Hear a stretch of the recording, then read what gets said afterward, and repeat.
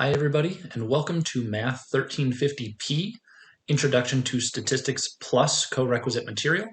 Um, I wanted to talk to you in this introduction video just about kind of the nuts and bolts of this class, how it's going to work, what you can expect, where you'll do your assignments, all of that good stuff, and then to also kind of go through the syllabus and talk about how you'll be graded, and basically just all the course expectations, both on my side and on your side. So the first thing I want to mention is this class is not a normal statistics class. The P in the Math 1350P, the plus part, is meant to be an indication that this is really a harder and more difficult course in the sense that there's a lot more material.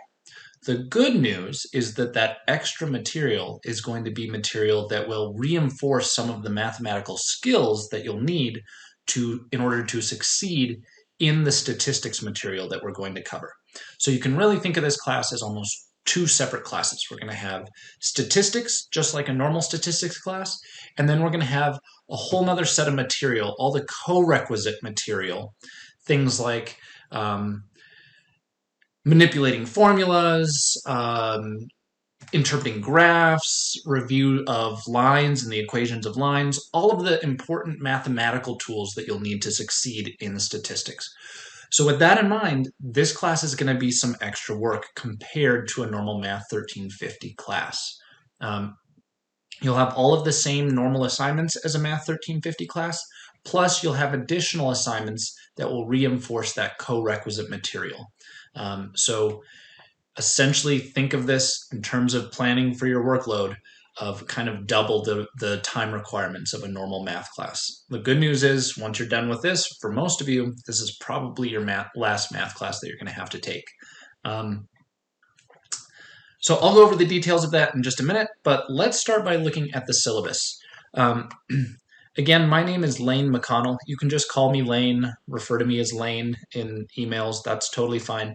My email address is here in the syllabus. It's lmcconnell6@cnm.edu. Just a reminder to include that 6 there. Otherwise, I think the L McConnell without the 6 is somebody actually that's my cousin who is a student at CNM, and so he'll be getting the emails instead of me if you forget that 6 there. So that's probably your best way to get in touch with me. I try to respond to emails pretty quickly. My official policy is I'll try to respond within 24 hours during the week, and on weekends I'll respond, no later than Monday. If you email me on a Saturday or something like that. But in general, I try to respond much more quickly than that. If I'm sitting at the computer and I see your email pop up, I'll answer it right then and there. So that's your best way to get in touch with me. Right now, I'm not going to be in the office at all. This class is fully online, so I'm not in a physical office, so I don't have my CNM office phone to even be able to answer. So don't even try that. Either just shoot me an email, or you can shoot me a message through Brightspace, which also goes to my email, or through Alex, which is going to be a software tool that we're going to be using to help do our homeworks. I'm going to have live synchronous office hours via Zoom on Tuesdays from 10 to 11 a.m. So that's my only scheduled office hours. But in general, I'm more than happy to try to meet outside of those hours. Just send me an email and we can try to arrange another time to meet. If it's just 5 or 10 minutes to clear up a concept, if it's a full hour and you want to sit down and go through things in detail, totally fine. Just shoot me an email and we can set something up. So don't hesitate to reach out there. I already gave you sort of a description of the course, mentioned that this is really 2 courses. It's a statistics course plus a whole nother supporting math class that's going to go through, again, all of the algebra and formulas and lines and all of those mathematical concepts that are going to support the statistics portion of the class. If you go through the syllabus, it has a bunch of student learning outcomes. These are all the things that you're supposed to know by the end of the semester. If you read through them now, it probably won't make much sense. There's a lot of jargon in there, and it's stuff that you will learn this semester that you'll eventually hopefully know. So hopefully this would make a lot more sense to read through at the end of the semester than now. So for the most part, we can skip it, but you're welcome to go through there and kind of get a sense of the types of things we're going to be learning this semester if you are so inclined. So that takes a good chunk there. One of the first things that you'll actually care about are what are the materials you're going to need for this course. This course is an inclusive access course, and what that means is as part of your tuition, you already paid for your access to the ebook and the online homework software that we're going to be using, which is Alex, I mentioned a minute ago. So you'll see here the required textbook. It's an ebook version of a book by Navidian Monk called Elementary Statistics. But again, you've already been charged for this. You do not need to go to the bookstore and purchase this book. If you would like a hard copy of the book, you're welcome to do so. And I think they even have a loose leaf option that you can purchase through the bookstore for, I'm not sure, maybe an extra $30 or something like that. I'm not sure exactly what the price is. If you're somebody that really prefers to read, a hard physical copy of a book, by all means. My hope is that in the course of my lecture videos, which I'll be posting every week, you really won't need the textbook very much. So it's hopefully not a tool that you'll have to access a ton, unless, again, you're one of those people that just really learns best by reading, which I have no issue whatsoever if you prefer that route. But probably half of my students say they never even, open the textbook the whole semester. One other important thing that we're going to be using is something called Respondus Lockdown Browser and Respondus Monitor. And this is just for exams. It's basically a proctoring software for our exams. It's clunky. It sucks to use. It sucks from my end to administer the exams this way. But unfortunately, using this is beyond my pay grade. We have to use this in order to ensure that our classes can continue, in specifically our math classes at C&M, to ensure that our math classes at C&M can continue to be accredited and accepted for credit at other institutions. So basically, this is a requirement for transfer purposes.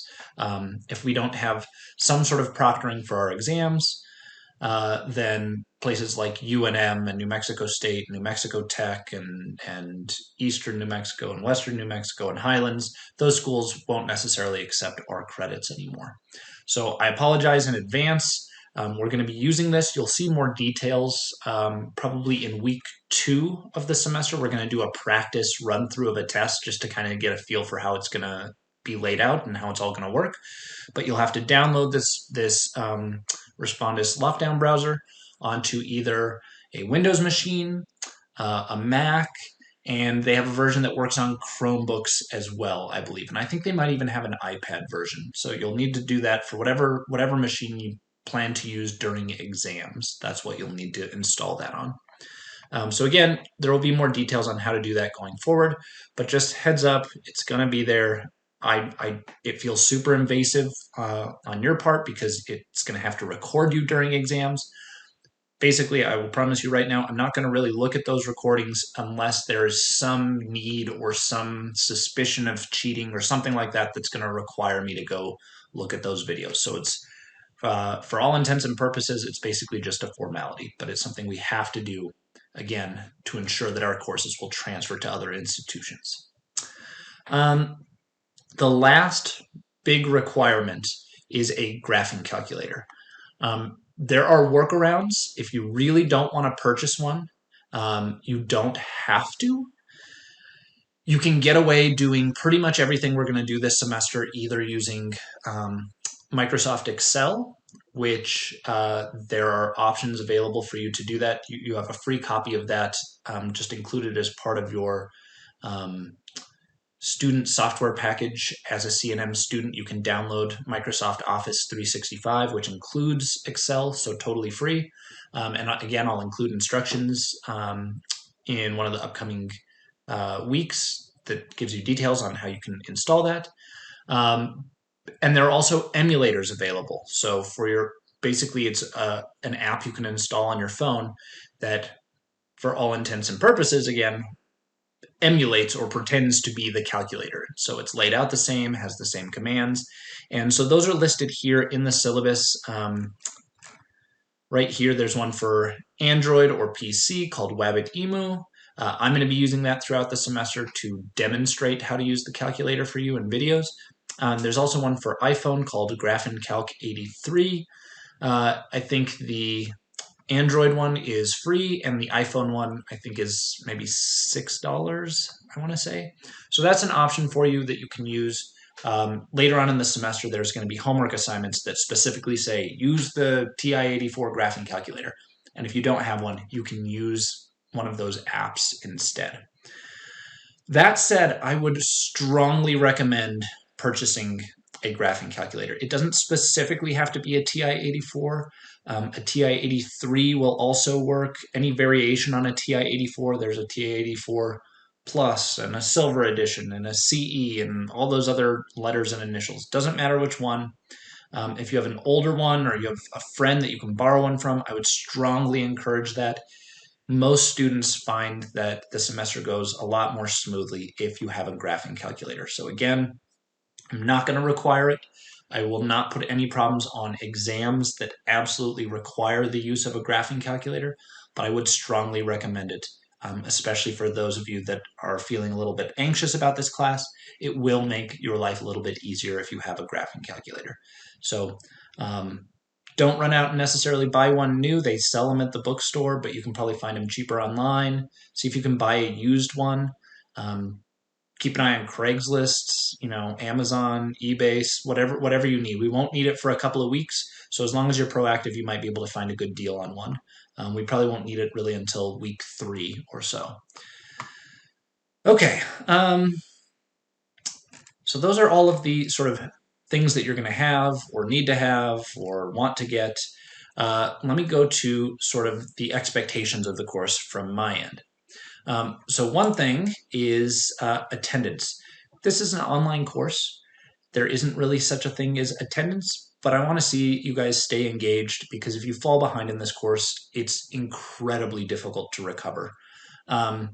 So I'm going to be posting basically new material every week. I'll post stuff every Monday. It'll be a series of sort of lecture videos. Oftentimes there will also be some extra bonus videos that show me using technology, how to use Excel or use the graphing calculator to expedite your homework problems. And then there will be a series of homework problems from each of those 2 components of the course that I talked about. So you'll have a set of homework in Alex, and again, I'll give you clues going forward for how to sign up to Alex. But you will basically have a portion of the problems in Alex every week that are the co-requisite material. That's the support material for the statistics. So all the algebra stuff, graphing stuff, all of that. And you'll have one of those each week for the first 5 weeks to sort of build up all of your mathematical skills. And simultaneously, you'll have another set of homework assignments that cover the actual statistics material. And they'll be labeled separately, one for each section of the textbook that we're going to wind up covering. So in a given week, early on, you'll have your co-requisite assignment, and you'll probably have either 2 or 3 statistics homework assignments. You've got to complete both of those to get full credit. Technically, and this is a nice thing when we get down to grading, you don't actually have to complete them at 100%. As I'll explain in a moment, you really only need to get an 80% on each of those. But that's kind of what I'm going to use to track attendance, is just seeing if you're keeping up with the assignments. So keep all of that in mind. As far as quote-unquote in-class behavior is concerned, we're going to have 1 or 2 discussion posts this semester, not really a whole lot. But just be courteous to other people when you're using one of the messaging systems, a discussion board, or anything like that we're going to be using. There are some registration deadlines that you might want to keep in mind. Basically, once the class starts, you have about 2 weeks to drop the class and receive a refund. So class starts on May 17th, and you have until May 28th to drop the class. It doesn't show up on you don't get a W for a withdrawal. And you get your money back. After that, you can still drop the class as late as July 16th. This class ends at the beginning of August. I want to say August 8th or something like that is kind of the last day. So you can drop the class up to about 3 or 4 weeks before then. So just keep those dates in mind. And same with changing your grading option. If you want to change it from for a letter grade to credit no credit or to audit, again, July 16th is the last date that you can do any of that. If You have a verified disability, and you have a documented disability through the Disability Resource Center. Um, Shoot me an email early on, and send me your form, and we can arrange whatever needs to be arranged as far as that goes. But again, I'm more than happy to accommodate all all reasonable requests. So just get in touch with me, and we'll figure out a plan for whatever needs to happen there.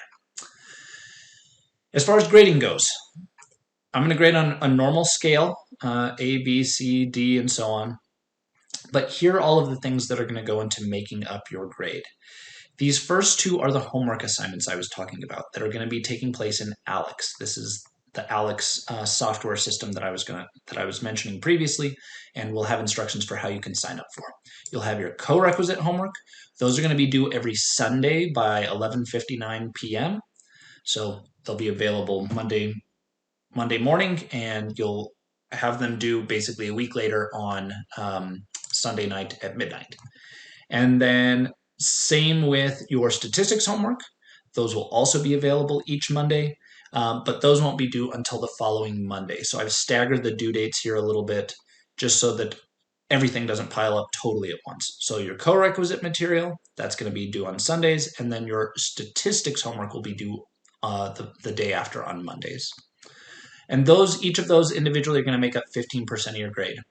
And as I mentioned right down here, for these Alex problems up here, you only need to achieve an 80% average on each of these in order to receive full credit in your final grade. So basically, if you hit an 80% mark, I will round your grade at the end of the semester all the way up to 100% on each of these two components, on the co-requisite and statistics.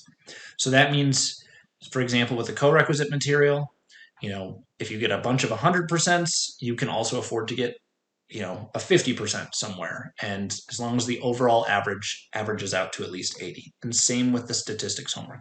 There will be a few extra credit homework assignments you can do to boost your grade here. I'd encourage you to do those. But all you need to maintain on the homework is an 80% average. And that means that you don't have to get every single problem right. And if you feel like you're getting the material and you understand and it's a tight week and you just don't have time to finish the homework that week, not a big deal. I don't want it to be too stressful, but you do have to practice this material to get good at it. So hopefully that 80% mark will give you a little bit of leeway in planning how you approach the homeworks. Participation, this is easy points. Just make sure you complete the discussion post that we have and more or less stay on schedule. So that's basically a free 5%. As long as you complete the 2 discussion posts we'll have this semester.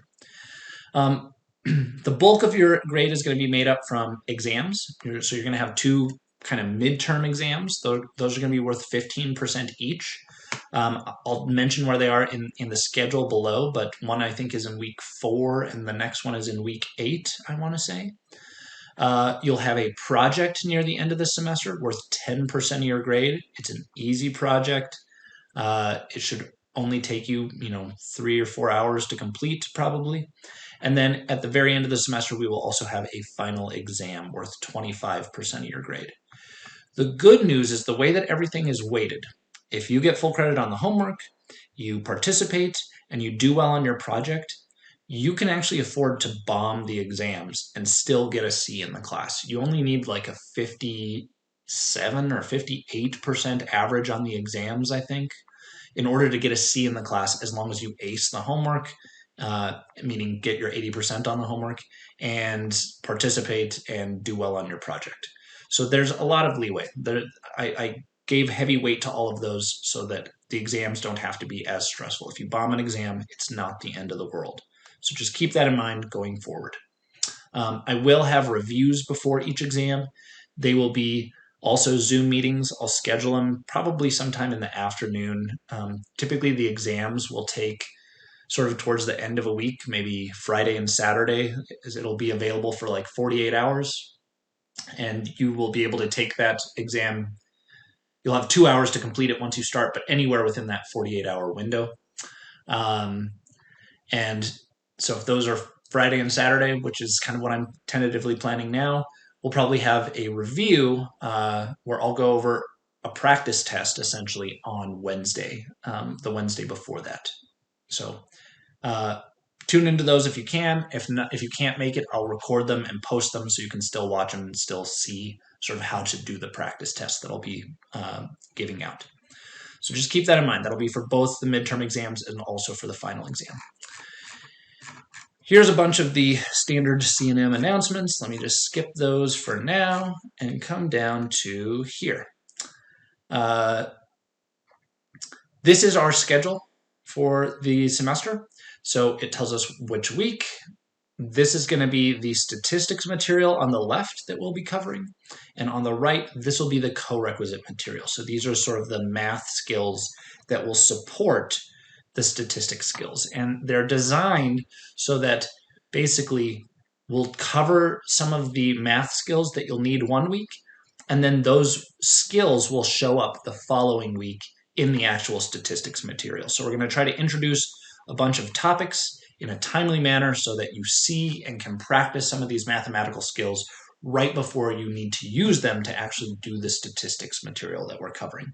So basically these week 1 skills over here, those will be used in week 2. And then the week 2 skills will get used in week 3, and so on and so forth. So this lays everything out. Again, we have an exam in week 4. Our next exam is in week 8. And I want to also mention that basically this class is kind of front-loaded. You'll notice that all of these skills kind of peter out after week 5. Week 5 is the last week where we have a bunch of these co-requisite material skills.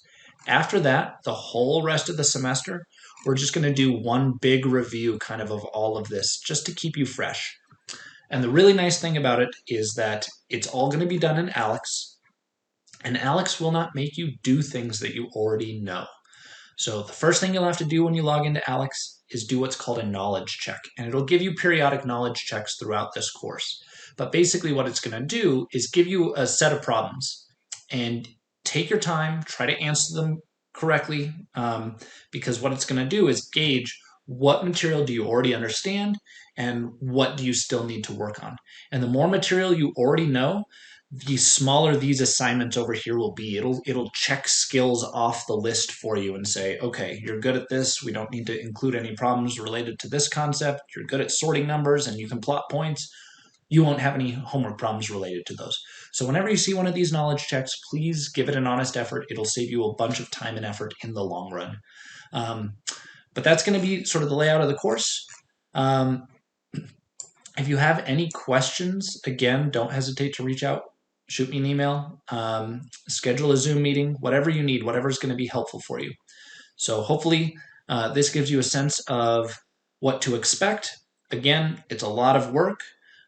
It's a little bit front-loaded. Those first 5 weeks with all of those extra skills over here, all of these extra assignments are going to be a little bit more intense than some of the later ones, which is nice because the later weeks, the statistics material gets a little bit more difficult. So it all kind of balances out. But hopefully, if I had to estimate, I would expect that you'll need to probably spend maybe in the ballpark. Most people will have to spend maybe 8 to 10 hours a week on this course. That seems to be about the average. A few people spend a little bit more than 12 hours, and a few people spend less, only 5 or 6 hours. So it kind of depends on how quickly you work through things, but that's what you can expect. It is a big time commitment, and it's probably in the 8 to 10 hours a week range. So just keep that in mind going forward. So again, I'll wrap this video up. You can see I like to talk, but hopefully you have an enjoyable semester. I think this is kind of cool material. I'll go into that in the first video. And again, don't hesitate to reach out if you have any questions. Good luck.